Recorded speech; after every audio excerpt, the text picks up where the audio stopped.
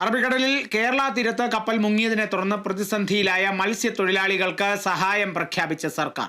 തിരുവനന്തപുരം, കൊല്ലം, ആലപ്പുഴ, എറണാകുളം ജില്ലകളിലെ മത്സ്യത്തൊഴിലാളി കുടുംബങ്ങൾക്ക് 1000 രൂപയും 6 കിലോ അരിയും സൗജന്യമായി നൽകുമെന്നും മുഖ്യമന്ത്രി പിണറായി വിജയൻ പറഞ്ഞു.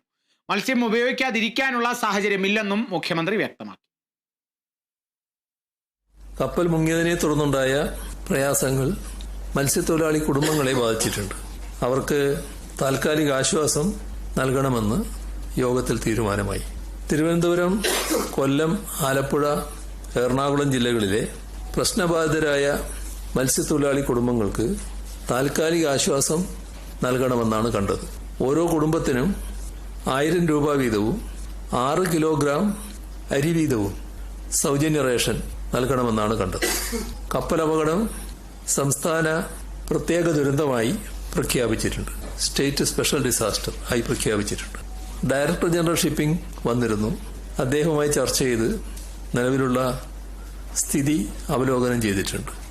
മത്സ്യത്തൊഴിലാളികൾ ഏകദേശം 20 നോട്ടിക്കൽ മൈൽ പ്രദേശം ഒഴിവാക്കി മത്സ്യബന്ധനം നടത്തണമെന്നാണ് ഇപ്പോഴുള്ള നിർദ്ദേശം.